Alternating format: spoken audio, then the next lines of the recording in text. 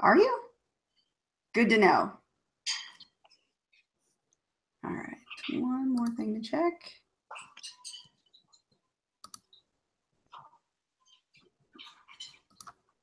All right, we are on and we are unlisted. Perfect. All right, you ready, guys? Ready? Yes. Yes. Yes. You kind of have a mess of cords behind you there, though, Katie, on top of that printer. What's up with that? I got so much junk in here. I'm actually going to be moving to a new room soon, but that's another story. We'll talk about that later. All right, guys, welcome to another episode of Spilling Ink, the talk show that takes you behind the book to meet the authors and professionals in the publishing industry. It's been 4 or 5 months since our last show, so this is our first of what are we calling this, season 3 now, Jason? Season 3. Season 3, all right. Back again, more authors to introduce you guys to, more topics to discuss in the publishing world, and as always, Jason. Just Jason. I love that. We've got to clip that too, so we can use that for promo. Does everyone like our new little tags that we have at the bottom? One of our guests tonight, Catherine, taught us how to use the program we've been using for years now. So now we each have our own little colorful tag at the bottom. There she is, Kathy Dow. Wait, is it Kathy or Catherine? What's going on here now? My full name is Catherine, but you can call me Kathy. That's right. Okay, all right, I guess. I don't know if I'm comfortable with that, though, now that I've already gone to the Catherine Dell website. It's going to mess me up. It sounds very official. It does. It sounds very official. Yes. Well, since you've thrown her under the bus already, Catherine, or Kathy, whichever you prefer, why don't you introduce yourself and your book? Okay, I have just published my very first novel. It's a YA paranormal thriller.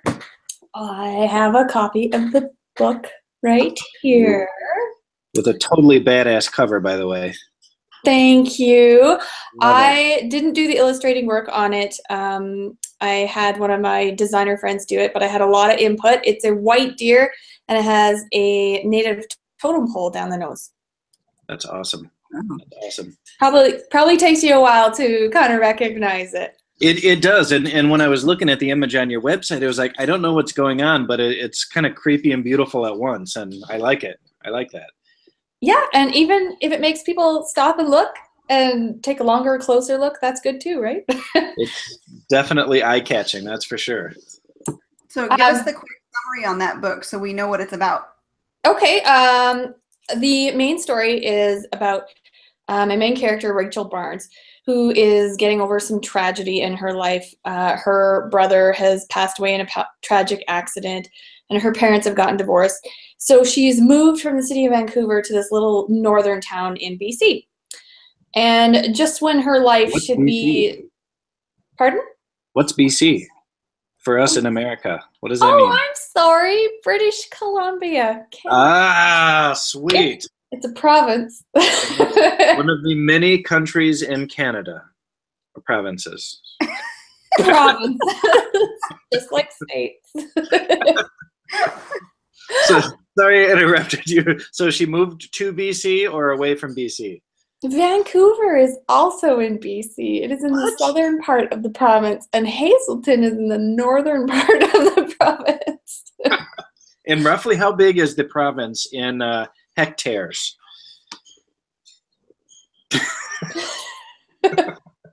Large. Okay. Anyway, so she moves to this little town. Her life should be settling down, getting normal, but through serendipitous chance, her and her new friends in this town discovered this spirit box, which is fabled to grant wishes. And every time a wish is wished upon these spirit animals contained in the box, there's a white crow, a white bear, a white deer, and a black wendigo. These spirits are released into the world, and her best friend gets possessed by this wendigo spirit. And with dealing with her own inner demons of getting over her brother's death and what's happening in her own life, she'll have to see how far she'll go to save her friend. Cool. Okay, so I've got a question here for you. Okay. So when these spirits are released into the world, Yes. Why are the spirits released into the world? Are they released in order to fulfill whatever that wish was? Is that the idea? Or it's just when you wish, it releases a spirit regardless of what you wanted to do? Well, one of the reasons I picked Hazelton, BC is because specifically the animal spirits in the box are the white crow, the white bear, and the white deer. Hazelton, BC actually has the highest population in the world of what's called Kermode bears, and they are black bears that are naturally born white. They're called spirit bears. Okay. So it sort of ties into the story, and so each time a spirit is released, you know, there are sightings of white deer or sightings of white bear, white crows. That's cool. Creepy, cool. eerie feeling. Yeah, I like it. And there's a whole folklore behind it too, which was inspired by quite a few sort of indigenous folklores of Canada. It's very Canadiana. I like it. Yeah. I like Canada. Canada's awesome. Thank you. Lots of provinces. Yes. You'll have a geography test after this, Jason. Well, now that we've had a chance to talk to Kathy, let's give Susan the floor and she can introduce some of her books. Go ahead, Susan. Hi, I'm Susan Hannaford Crowley, and Vampire Princess of New York is my 8th novel. And I started out writing vampires, and then, well, you see, it has to do with community and family. And I end up with other supernaturals and paranormal creatures in the books. And Vampire Princess of New York has to do with Noblesse Vandermeer. And she is rich beyond imagination. She's like an heiress and socialite in New York. She became a vampire during at the beginning of the French Revolution. Her father is Max Vandermeer, the Vampire King of New York, which is the novel before. And she was in Paris to look for her mother. She came from a very poor village, and her mother was sending money back to her and her grandmother, and then everything stopped. So when Noblesse was old enough, she walked to Paris to look for her mother, and ended up right during the heat and turmoil of the beginning of the French Revolution. And she was actually at the storming of the Bastille and was shot down dead. Well, not quite dead, because Max was there watching. He picked her up. He was so amazed of what a warrior she was that he decided to make her his daughter. And Max was originally a Viking, and he has, over the many, many, many years, parlayed his money into this huge multi-billion-dollar corporation worldwide. And when he's not around, because he likes to not be seen for a while, he leaves Noblesse in charge. Well, Noblesse has had a nice life, except she's never fallen in love, and she never found out what happened to her mother. And in the book, she needs both those things. And the bad thing about falling in love is when you're not looking for someone, 2 guys show up and both claim to be your life mate. So, and it can only be one life mate. Somebody's lying. Actually, both of them are lying a little bit. So you have a lot of suspense in the story, and a lot of I'm really like an adventure writer. There's a lot of sex in the book also. I was going to say, that cover looks like there's some good naughty stuff in there too. There is lots of naughty stuff in there, yes. And I reveal secrets about New York City that even people who live there don't know. Oh, cool. So cool. Now, the book, you take us way back to the French Revolution, but now are we taking place in present day now, or are we still back in time a little ways, or where are we in time? We're in present day New York, and in one part of the book, we're in present day Paris. Oh, cool. And I can't help myself, but they have catacombs. Okay. So, I mean, it is truly a part of it is very French. A friend of mine, I use some French phrases, and a friend of mine made sure my French, because she is fluent in French, is correct. because there's been in the last few years a few things where authors have used foreign phrases and then found out from the people who live there that that's not what it says. So I wanted to be right. And most of the time I have them speaking English because it's published in America and we publish our books in English mostly, unless we publish them in Spanish, but she's French.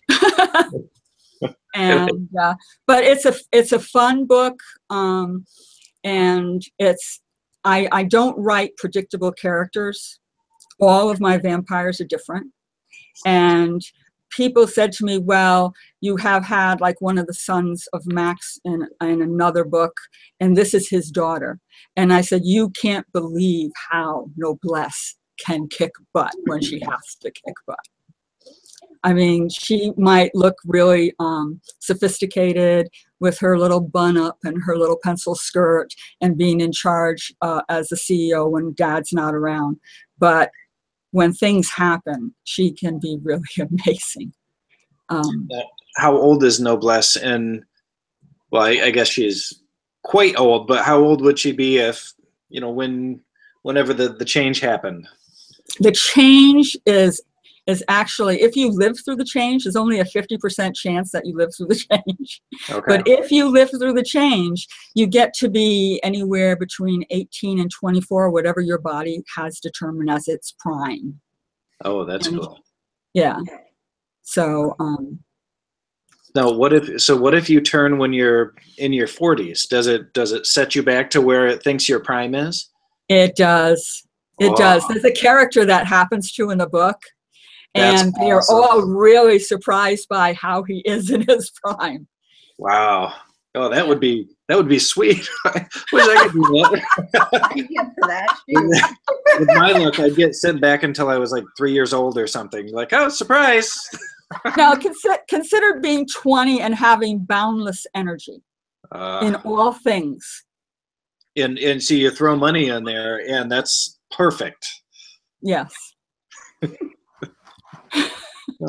So this is your 8th novel, you said, right? Yes, yes.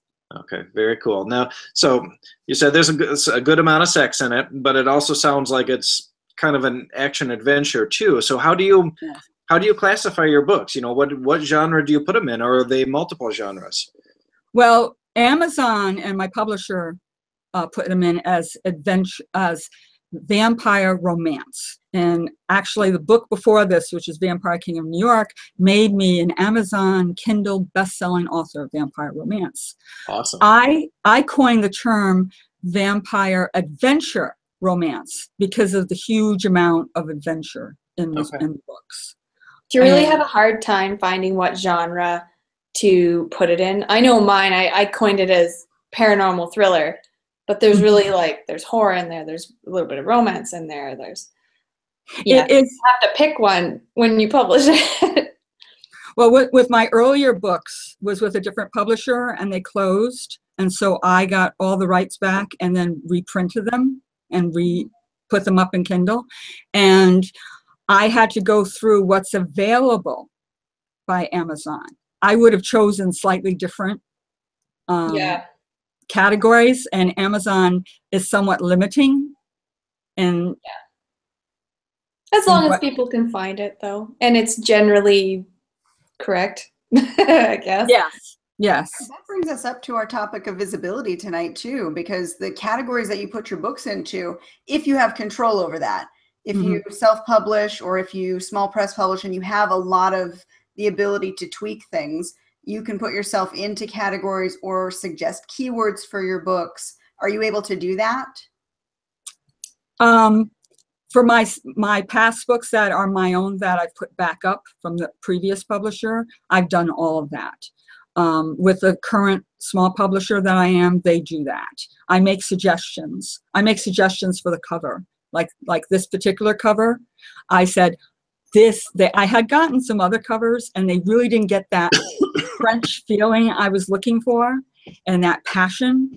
And but I know other authors have told me, even with small publishers, they have no say in the cover at all. I did everything Makes a big difference. Sorry, go ahead. Oh, I was gonna say I did everything myself. I'm self-published. I did set up my own small publishing company just to get a few better distribution channels. But yeah, publishing on, through CreateSpace and on Amazon, I picked all my categories for that and keywords and things like that.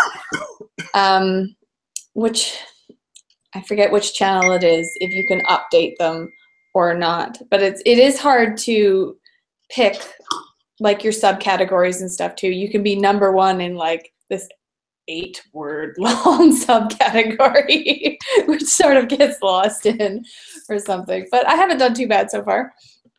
That's like the first line of defense when it comes to getting your books out there to the public, is the categories that it goes into.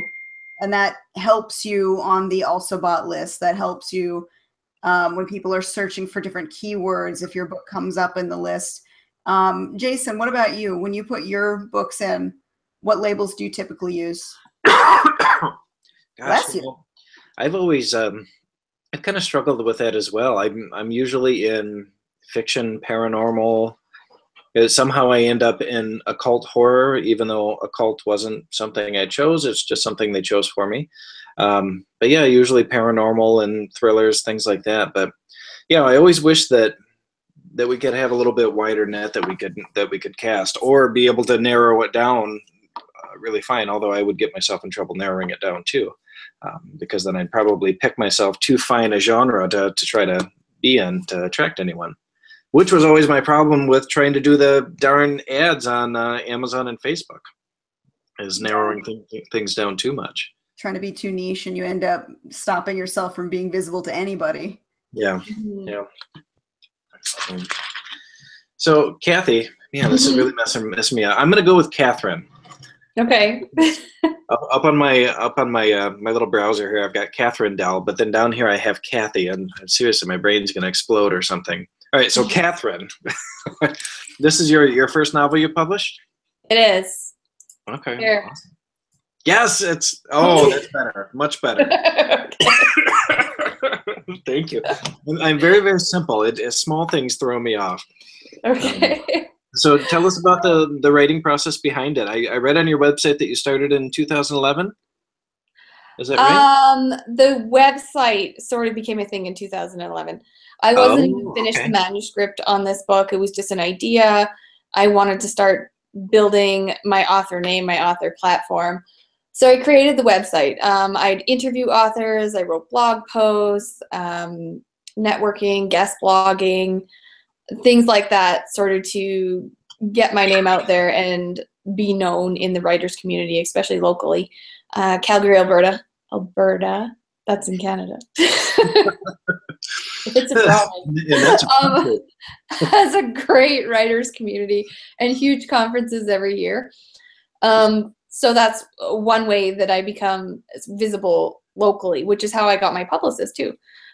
Because some of my author friends that I had met through those channels of promoting them, I guess talked me up, and now my publicist books me on things like this, or blog tours, or all my signings, things like that. And who's your publicist? Mickey Mickelson. Oh my gosh, I know that guy. Edge. That guy is so cool.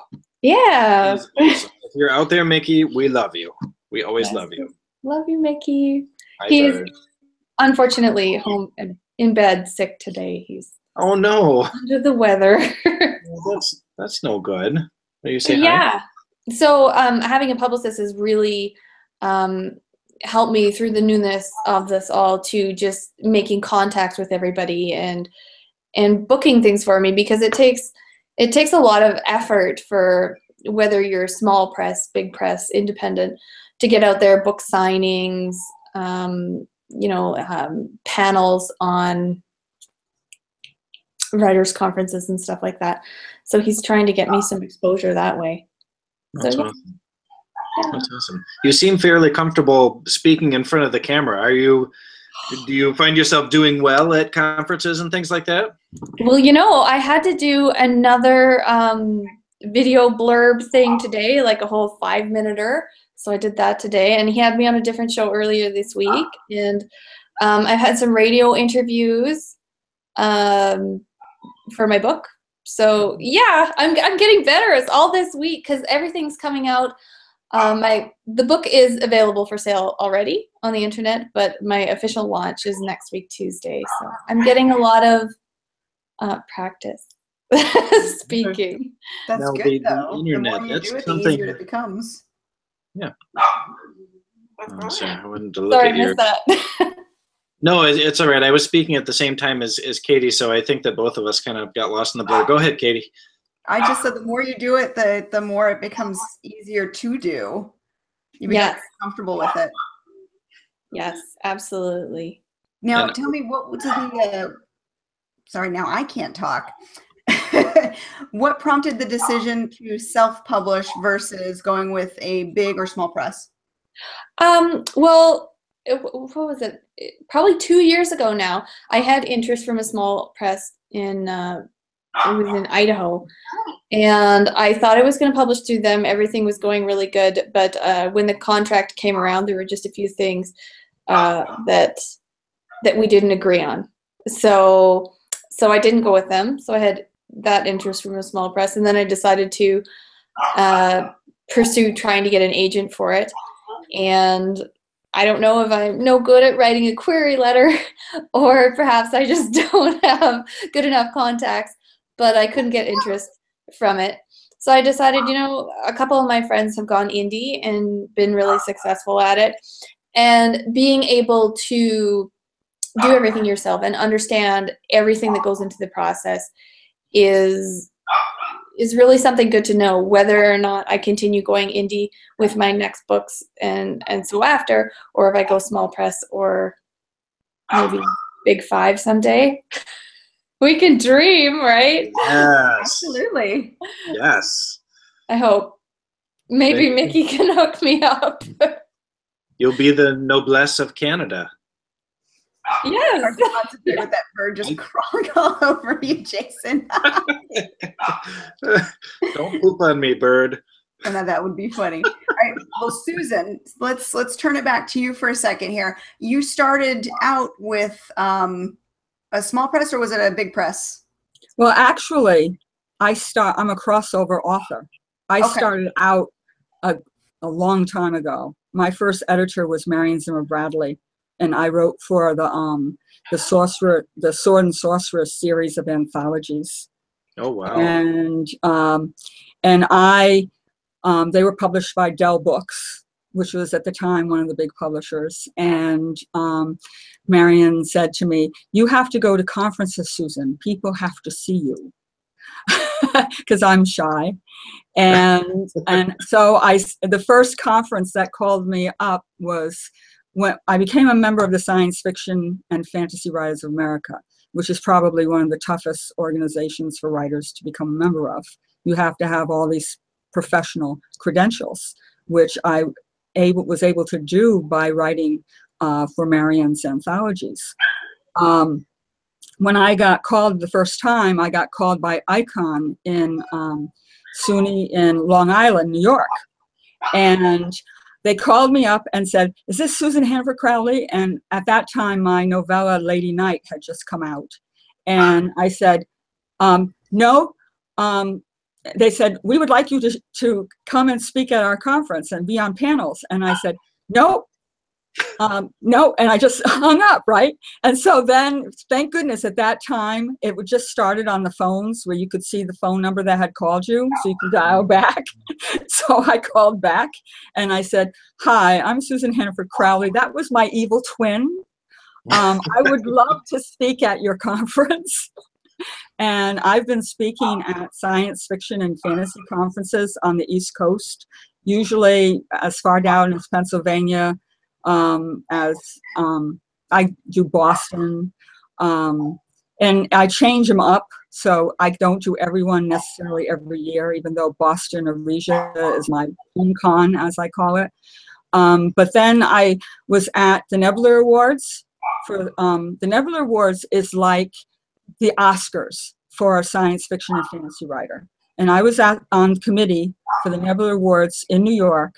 And my roommates, one of which was an associate producer in Hollywood, and the other one had a New York Times best-selling book, took me aside and said, Susan, do you know you're a paranormal romance author? That's really what you're writing? And so I went to a bookstore, bought 6 books and read them. And I said, yeah, this is a lot of fun. And because I have to tell you honestly, and I don't think it's changed, but when I wrote about sex, I would get a lot of little notes from editors that would turn down the novella or the short story because basically they were embarrassed. I even had an editor who walked up to me and told me that he read it several times, and he was turning all red while he was telling me this. And you know, in romance, that's not a problem. No. My book actually got turned down by a publishing house because they wanted to take out the underage drinking. And my characters are 18 in the book. Mm-hmm. And the drinking age up here in Canada is a little different. It's usually 18 or 19 as opposed to 21. And, you know, the setting is last year of high school, so grade 12. And, yeah, I just wouldn't. I thought about it, but I didn't.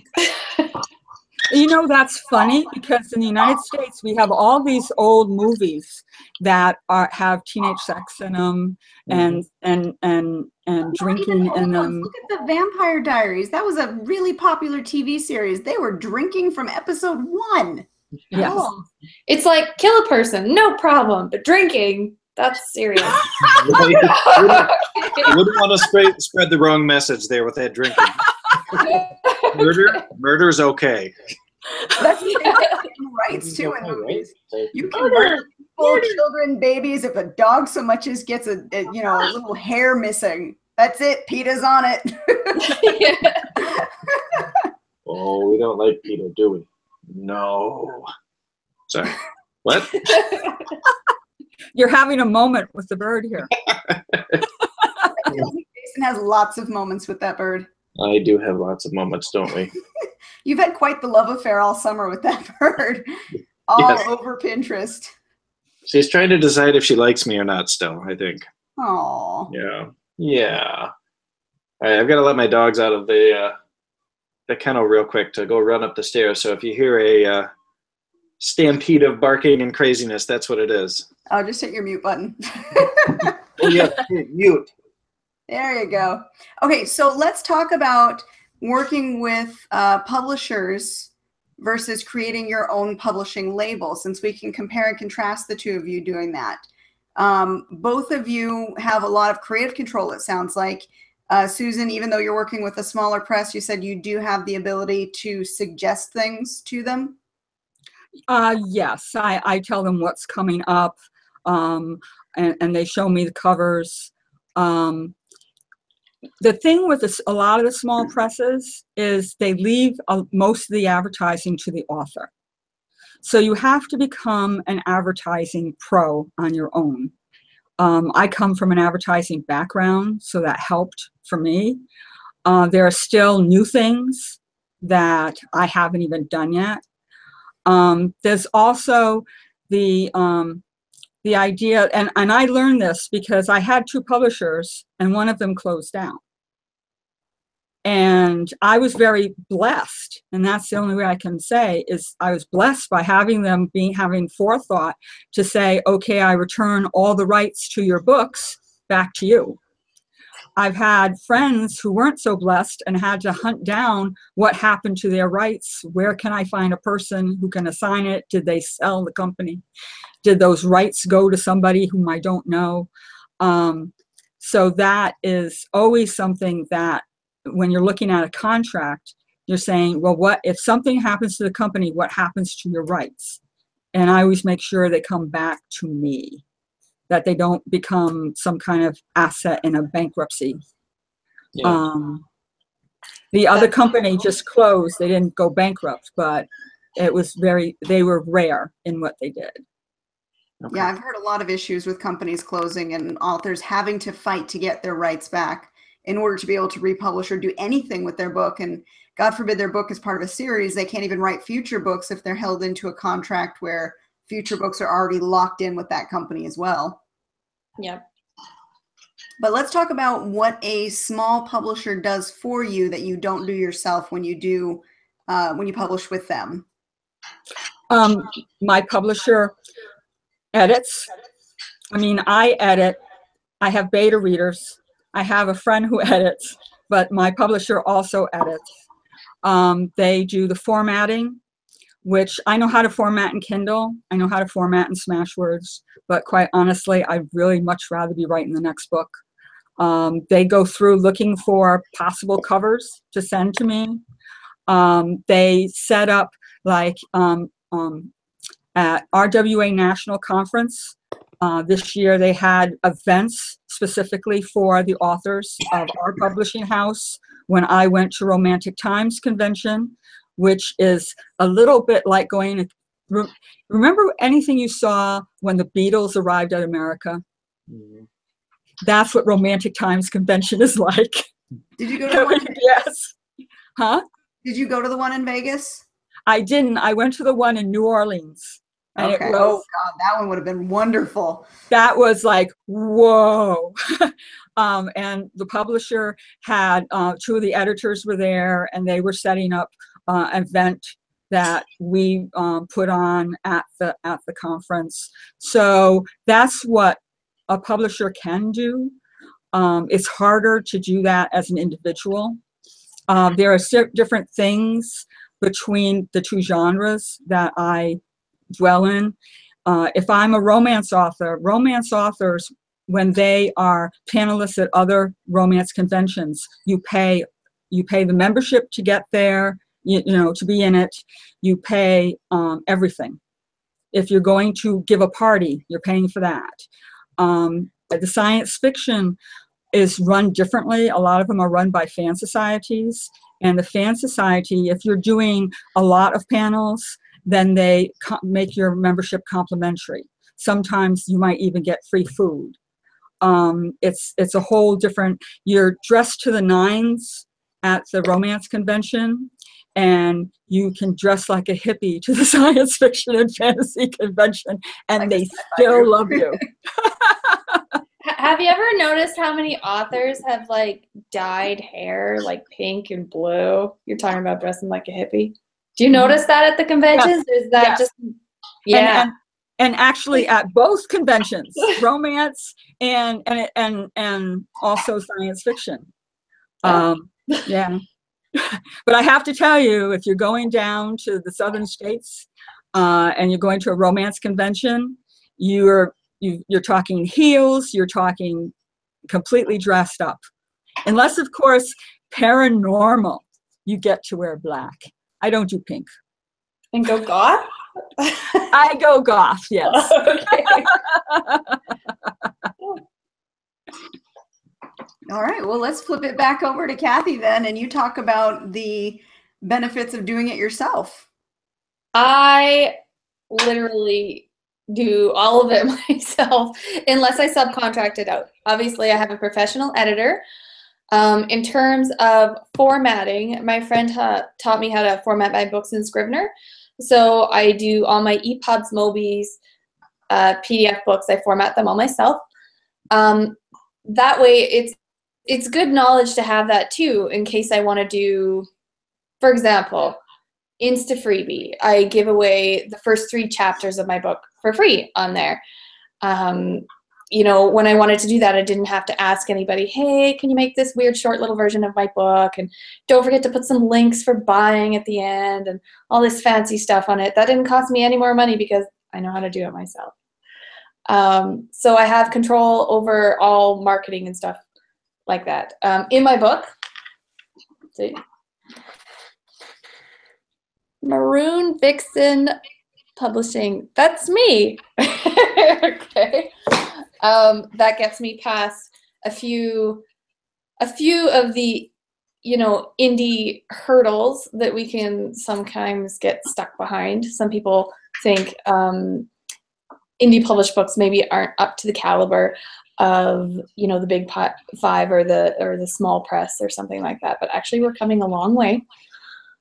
What else can I say about indie publishing? Why Maroon Vixen? You don't look very maroon. Doesn't that sound cool though?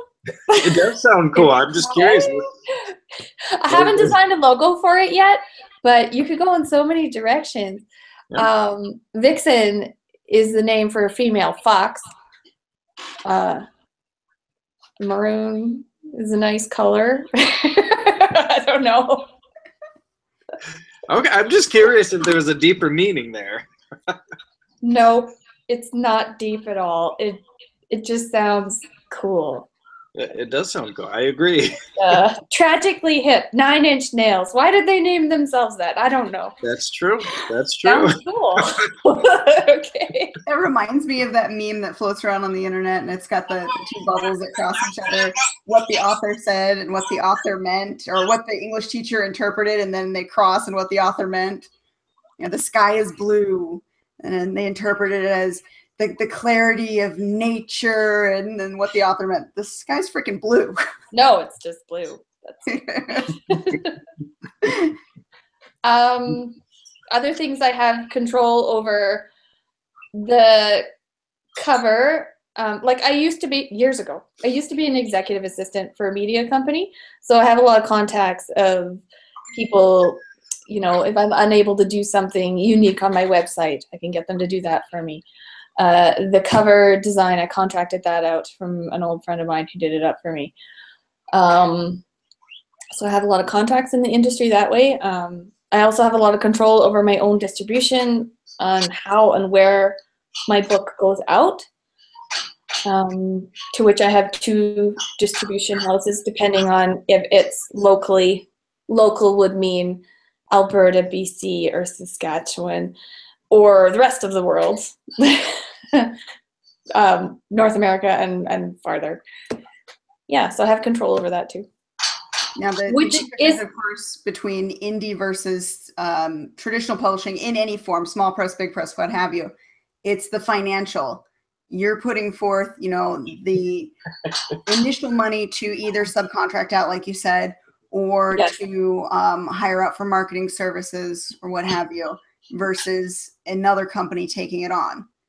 Then the again, plus side, though, you get all the royalties. True. I get a higher percentage of royalties. And as I said before, I have a lot of friends in the industry that have taught me a lot of the ins and outs too. So, I mean, I don't pay for formatting anymore. I've learned to do that professionally.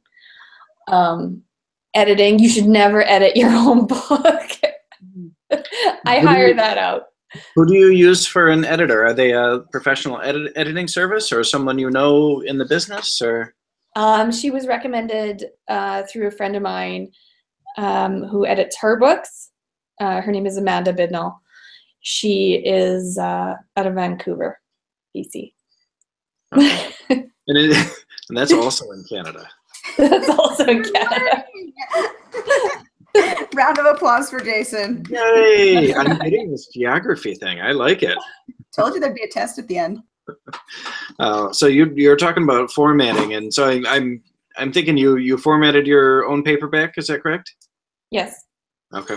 The formatting a paperback has got to be one of the most horrible things ever, I think, for me.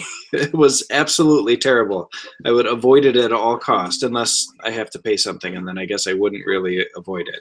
But yeah, so that's not super fun, and that's something that as an indie we have to do ourselves, unless we contract it out to someone else. But then, like you were saying, we have control over every aspect of that, you know, whether that's making it look really bad or making it look amazing and putting our own personal little touches and flares into it, which is kind of a nice thing. Now, Susan, do you have, I mean, you have a lot of say over what happens with your work, don't you? You know, over the years. I have some say. My Okay. publisher picks how it's going to be distributed. She has made deals with Amazon where Amazon gets it for a certain amount of time first. And I always look at that as we coordinate our efforts. As soon as I know what the deal is, then I put a huge amount of, I do what I call free advertising, where I talk up on Facebook a lot, I talk up on Twitter a lot, and I talk to a lot of different groups so that they know where to find it. Part of the thing is telling people where to find your book. And that's key, especially if an exclusivity deal was made for a certain amount of time. You have to let people know. And I usually do like a Kindle party. Okay. And I give, I run contests and give away free copies. So you do quite a bit on social media then? I do a lot on social media, and I have a blog. I'm the founder of Knights of Passion blog. I blog with 5 other authors. When I started the blog, I can't even remember how many years ago now, I talked to myself. It felt like I was talking to myself every day. And then I would find authors to interview, and I did tons of interviewing. And one day, one of the columnists from Publishers Weekly emailed me and says, I love your blog. And every time you run a contest, I'm putting it in my column. And authors were getting really freaked, saying, I'm in Publishers Weekly, Susan. How did that happen? And it really is that, and I'm accessible. My email, well, actually, you guys now have my backup email because my original email sometimes on Yahoo fails. And but my Yahoo email is so accessible. I'm very accessible to people who want to email me, ask me questions. I talk to people back on Facebook. Little chat boxes come up, and they said, Susan, I'm in Hawaii, and I read you. You know, my publisher calls me up and says, okay, why do you have a fan club in Costa Rica? And who are the people in England that read your books? And a lot of it has to do with Hootsuite. Hootsuite is a program that lets you pre-program some of the things you want to say while you're asleep. And that way I can leave messages so people all over the world can get original messages from me without necessarily me being on Twitter or Facebook at that time. Oh, that's cool. That's cool. So it will simultaneously post to different platforms for you? Is that kind of what it does? You can. I usually separate them out. You can do it to Google Plus, Facebook, and Instagram, I believe, and Twitter. I think that's what's it set up for now. And what I usually do is my heavy hitters are Facebook and Twitter. Most people, and I talk to so many of the groups on Facebook, and I got invited to a vampire group that is closed to the public. Yeah. And I talk to paranormal groups. I talk to paranormal groups. And a lot of it is, I look at chatting online as talking. Yeah. Oh, that's cool. Susan, what program do you use for your book giveaways, like when you do them online? I usually only do contests through Facebook, or I do it through Knights of Passion blog, and I'm doing it by hand. I give everybody, I make a list in a database of everybody who put their names in to try and get the book, and I give them a number. Then I use a random number generator that's free, and then that's the person who won. I also do the contests in Goodreads.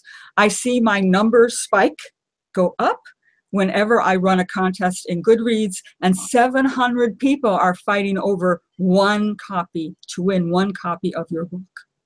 Wow. I use Rafflecopter. Mm-hmm. You should check it out.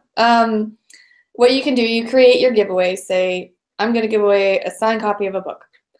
And for each person to get like a point or an entry in the draw, you can say, retweet this, share it, follow me on Twitter, comment on the blog post or the whatever you put the little Rafflecopter icon. It tabulates it all to you, or sign up for my monthly newsletter, or or whatever are all worth like entries into the draw. And it has random generators too. This is how I hope to build a database for my monthly newsletter, which I'm going to get at very soon. And it filters into a program called MailChimp, which sends out your newsletter. I use MailChimp. Yeah, I use MailChimp for my newsletter. We'll have to put these links down at the bottom so that way when people are watching the show, they can easily find them. So we're looking at what? Hootsuite? Hootsuite. Rafflecopter? Yep. And Okay. MailChimp. And MailChimp is what you use for your newsletters. Me too. When I Okay. get one. Are any of you signed up for these services? Are they a free service or are they one that you have to pay a monthly service charge for? Rafflecopter is free unless you want to start posting like images with it. I just do the free one that says signed copy of the book. I figure I don't need an image because it's usually included in a blog post or something else, which you can tack an image on anyway. And what was the other ones I use? Sorry, MailChimp is free up to a certain number of subscribers. Yeah, I think they go up to 2,000 before they start charging you. Yep. And Hootsuite has a free version. However, it doesn't have the automatic. If you want the upload, say you're going to put in an Excel sheet all your messages with the dates and times, and you want to use the upload, I believe I won't quote a price, but if you want that, you have to pay for it. Otherwise, you have to hand do it, but you can still schedule it to a certain time, so it isn't showing up at the same time. The thing, you can't do it in Twitter. You can schedule in Facebook, which I also do that because sometimes I do a lot of scheduling in Hootsuite and then I switch over to Facebook and I do a whole lot in there.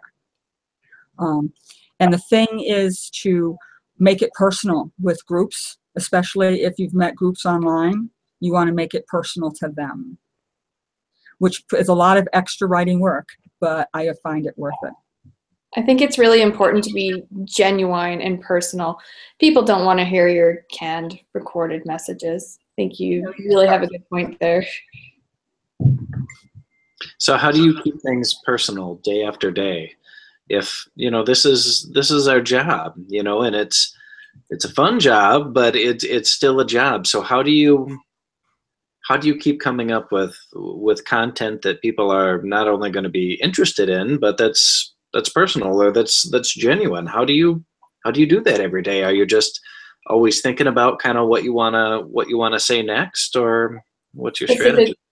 Oh, sorry, specifically like on the social medias like Twitter and Facebook and stuff. One of my things, I really think almost every post should have a picture or image. One design program that I use is called Pixteller. It's sort of like the junior version of an Illustrator or a Photoshop. And I pay $80 a year for that. And it comes with all the stock photos that you could possibly imagine in there. So I'm constantly creating fun images, maybe quotes from my book, things that whatever you're tweeting about sort of makes it pop and catches people's attention, because most everybody, including ourselves, have very short attention spans and probably don't notice the little typed words if they don't have pictures with them. Was that off topic? Was that answering your question? No, that's answering.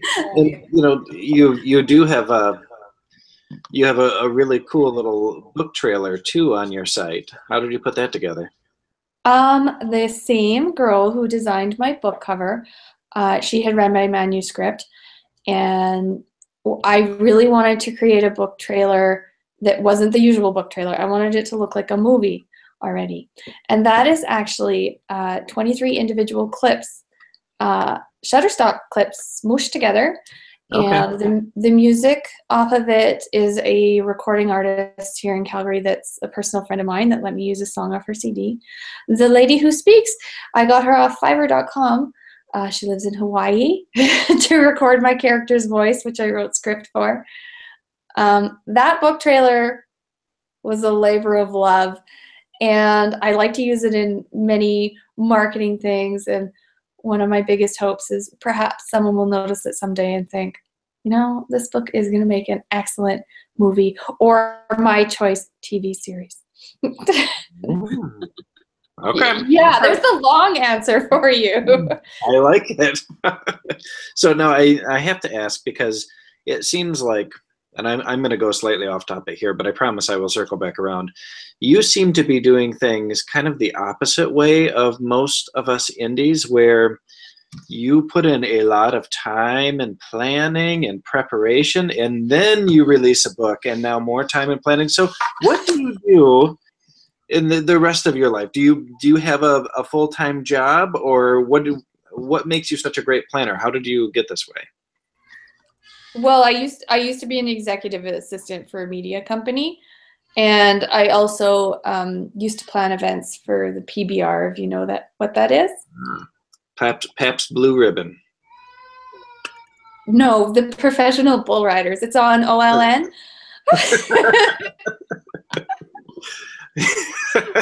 I used to do. What is? It's Pabst beer. Blue Ribbon. PBR, Pabst Blue Ribbon beer. Isn't that from Canada too? No? I don't think so. Oh, okay.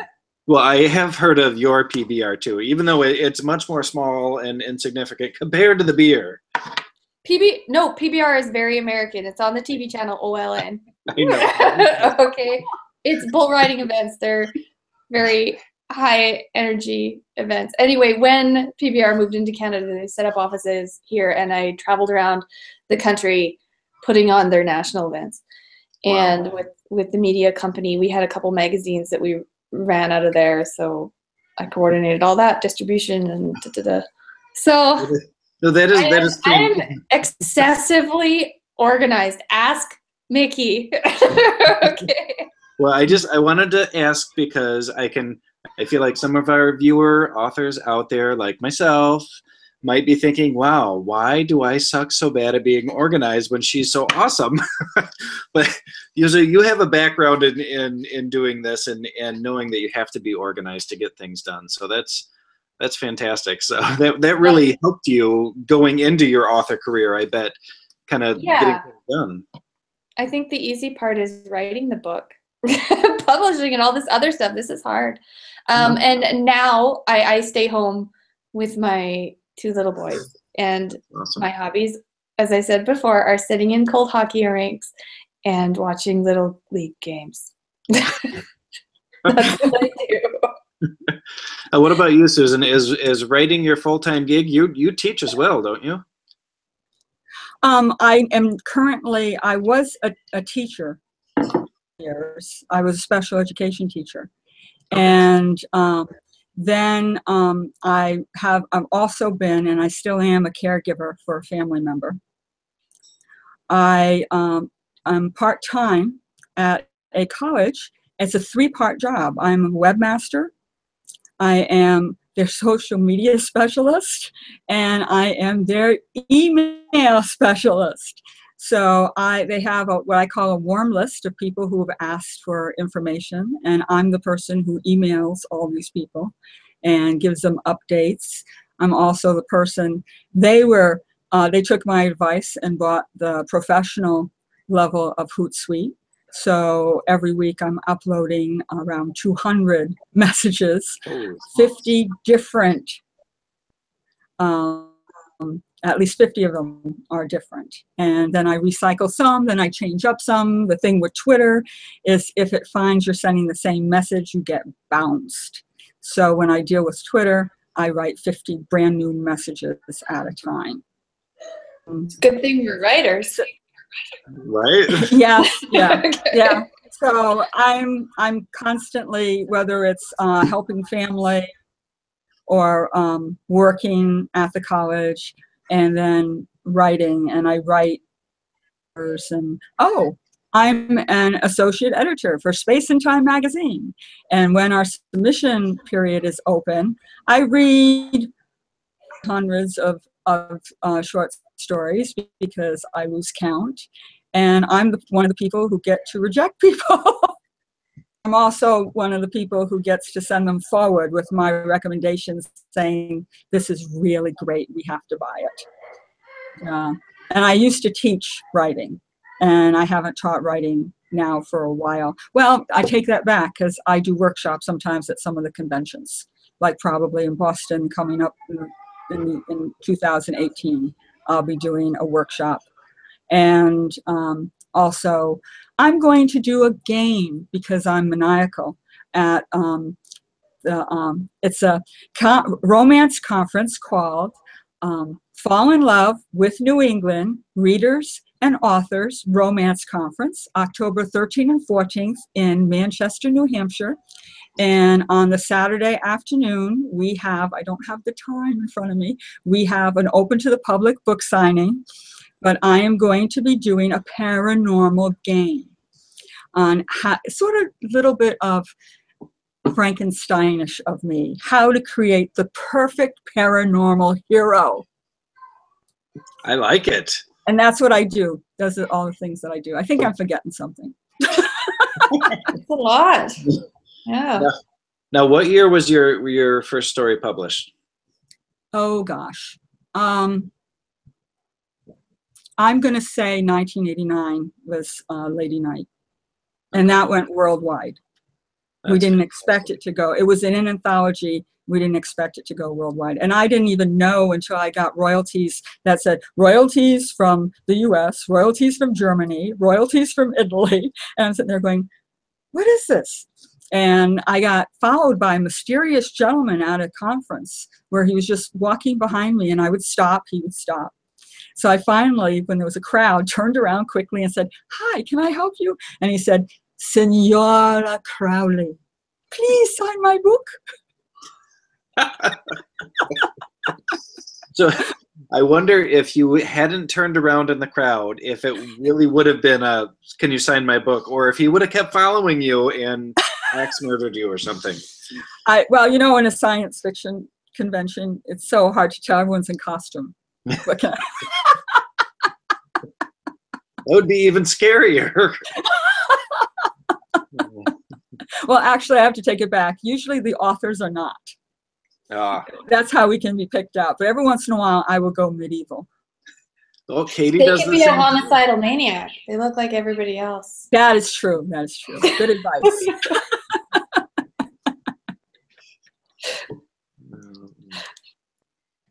Katie, what are you writing?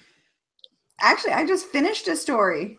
You did? I'm so happy about that. Which one did you finish? My super secret story that I can't talk about yet. Oh, okay. Hold on. I haven't gotten part 2 of that super secret story that I don't know about yet. You never told me you finished part 1 of it, so I couldn't send you part 2 yet. Well, send me part 2. Okay, well, I'll send you part 2. But now that this one's finished, that means I can talk about dragons. Yes. Oh. Our next dragon anthology. Yes. Wait a second. What are we talking about here? Part 2 for the dragon anthology. Dragons. Oh, that's right. We wrote a dragon anthology. Shirt, dude. That's right. It's right there. A Plague of Dragons. Look at this cool graphic. It's a little dragon guy. Oh, that's nice. Yes. Yes. So it is amazing dragon fiction, romance, fantasy, action, adventure, sex, and magic. All sorts of good stuff. All right, take it away, Katie, now that I've introed it for you. Well, yeah, I mean, that's basically it. We all got together, 6 authors, and we were given a 30,000 cap word limit and said, dragon shifters are your theme, and go. And everybody ran with it in a different way. So we have David, who's our other co-host. He's more lit RPG, so he wrote in that style. Jason writes thrillers, so his is more in that action-adventure thriller style. Mine was more paranormal romance. Jenna's was more high fantasy. I believe Alexia's was a little bit more high fantasy as well. And then Michael is a little bit more on the magical realism side. Yeah. So everybody had a different interpretation, and we all ran with it. And it was very popular at all the conventions that we've been at. So we're going to do a sequel to it that'll be out next year.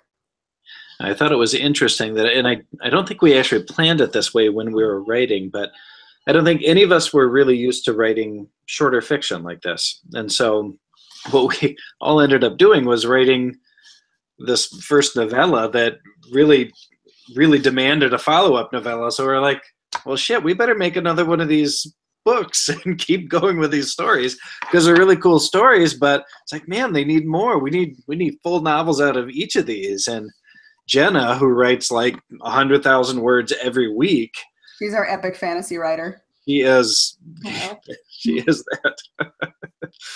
She looks at our puny little 60,000 word novels and laughs. Yeah, she's like, what? Come on, I did that, 2 days ago.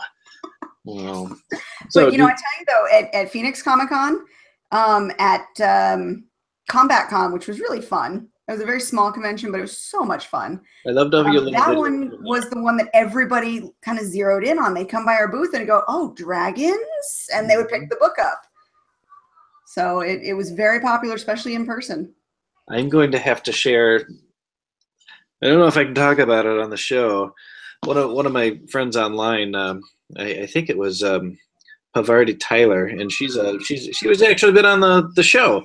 Pav, she publishes Uncommon Lands and the Uncommon anthologies, but she also writes a lot of fantasy. And I think it was her that shared this post about sword guys, and it wasn't her that was saying this, but it was the post, sword guys and why you should date them or have sex with them or something. But it was basically talking about all these guys that are into collecting swords and fantasy objects and how they're this one particular type of guy, but it can be, I don't know. I'll have to share it with you because it was pretty hilarious to read. What about girls who collect swords? I'm sure that they're cool too. Yes. As I have mine. I have a sword. I haven't Did you see my Or Facebook one post the other day? Me and my daughter, we bought wooden training swords and we were having it out. My boy got a hold of my phone and he was actually taking pictures while we were sparring. It was really cute. Nice. I have an Egyptian dagger. Nice. Where is it? Actually, it's safely away because I have little grandchildren that come to my house. But an Egyptian dagger, you know what is unique about it.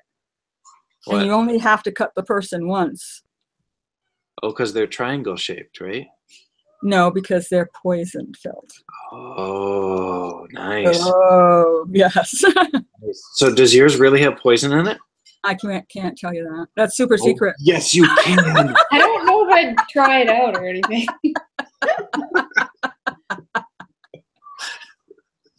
I don't know if you guys can hear the yelling and screaming. The kids are back. I can't hear anything except for the bird jumping back and forth over there. Because Hunter is playing a video game right in the next room, and he is yelling at the top of his lungs right now. My hour is done. Yes. Well, I'm only allowed one a week. all right. Well, Catherine, is there anything else you'd like to chat about now that we're coming to the end of our hour? Wait, did you want to talk to us about Wayne Gretzky? No, not really. This is a signed Wayne Gretzky jersey. See, my husband. And really he was likes it. And hockey. I am forced to watch hockey. Canadian baseball player, right? From the LRO? No? Wayne Gretzky. I might not like hockey that much, but come on. I am not a sports guy, but even I know who Wayne Gretzky is. Okay, all right. Forgive him. Jason just likes to poke the bear. Okay. Kind of do. But I do love Canadians. Don't think I don't, guys. Canadians are the best. Yeah. Yeah, you're like Americans if we weren't assholes. If only. Okay, so anyhow, Catherine, is there anything else you'd like to talk about? Where do we get your book? You can find my book online at Amazon, Barnes & Nobles, Chapters, Indigo, Kobo, Kindle, like everywhere, pretty much. And soon, in the next few weeks, when I start to do my signings, I'm going to have it available locally, which is Calgary, Alberta, some stores in Red Deer, Alberta, and in Lethbridge, Alberta, in the Chapters Indigos, and a few of the other local bookstores, if I do signings there. Yeah. Is there anywhere that people that aren't local to you can go to find a signed copy? Are you gonna be offering any on your website or anything? Oh my gosh, the one thing I didn't think about. Do it. But you know what? Anything for a fan. If someone were to email me, which my email can be found on my website, when my website is katherindell.com. If you want a signed copy, you email me and we will arrange that. See, I'm almost ashamed to admit it was me. It was me who wanted the signed copy. It was me all along. I do want a Okay. signed copy of that book because it looks awesome. Thank you. Thank you. Awesome. Sorry, I kind of derailed things again there, Katie. That's okay. We'll let you guys do that afterwards, but we got to let Susan have her chance too. All right. Susan, where can I get some naughty books? Okay, Vampire Princess of New York is available in Kindle on Amazon and in print at Barnes & Noble. And you can get, there will be, in November, I will be doing a Goodreads contest for a signed copy. I will also be doing Nights of Passion blog. We like to really celebrate Halloween. And so we have trick and treats all week. And Saturday is my day. And on Saturdays in October, I'm going to have some guests, and we're doing what I call Wicked Saturday. On one of those Saturdays, I will be giving away a signed copy of Vampire Princess of New York. Awesome. No, how do you get to the blog? What's the blog page? It is on nightsofpassion.wordpress.com. Okay. And we'll make sure that all of these links are going to be in the description below this video. So anybody watching can just click down there and find your links and access you that much easier. Can I say one more thing before we finish up? Of course. Yeah. Okay. The people at Owl's Nest Books in Calgary are most graciously holding my official launch event on Tuesday next week. Awesome. And it's a public event, so come one, come all. Hopefully not too many because, you know, the place is only so big. But it's from 7 o'clock to 8:30 on this Tuesday night, September 12th. Owl's Nest Books, Calgary, Alberta. All right. I want to say one final word. There is no such thing as having too many paranormal books. So embrace the paranormal. I like it. I like it. That's right. It's like potato chips. Can't just eat one. Or donuts. Or donuts. Yes, the donuts. Oh, God, yes. All right, Jason, how about before we go, do you have anything up for grabs? Do you have anything down? Nothing? You're just shaking your head there? No, I'm working too much to write anymore. Man, I get like 2 hours a week of writing time. So now I'm slowly chipping away at my short story book and the new Dragons story. That's going to be awesome. The new Dragon story is going to have dragons and werewolves and probably some action, maybe a little bit of I naughty know stuff. what happens to, it was Janissa, right? I always said her name wrong. Janicia. Yeah. I Yeah. need to know what happens to her. Yeah, I'm thinking about just dropping her altogether and starting up a totally new storyline. No, I'm kidding. Of course not. Don't do that to me. Gonna go all Game of Thrones and knock her off. Yes, they're all dead now. Every one of them. That's fun. Oh, and did you say you finished section 1 on the beta? Yes, send me section 2. Section 1 looked good. Okay, because I'm going to I have had- tons of questions for you, though, before I send you section 2. Oh, okay. Well, I'll send you tons of answers. Yeah, I had some questions for you about it too. There were some things that I was like, okay, what's going on here? So I wanted to make sure I asked you before I forgot. Okay, cool. Cool. Yay! I'm excited. I want to talk about it, but I can't yet until everything's done. You So can't. No, you've got to keep the super secret sex robot story to yourself for now. yes. Ooh, that sounds naughty. I like that. All right. Well, that is it for this week's episode of Spilling Ink. Thank you both for dealing with us this week and all of our crazy over here. Congratulations on the new book, Catherine. Thank you. And I hope your launch goes really well. And Susan, I know I'll be talking to you about your blog and the Halloween stuff.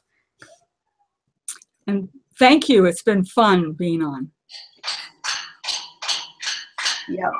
And it looks like your bird's trying to escape there, Jason. Yes, Jason. I think the bird should get written into the dragon book. Oh, yes, Bella, you could be in the story.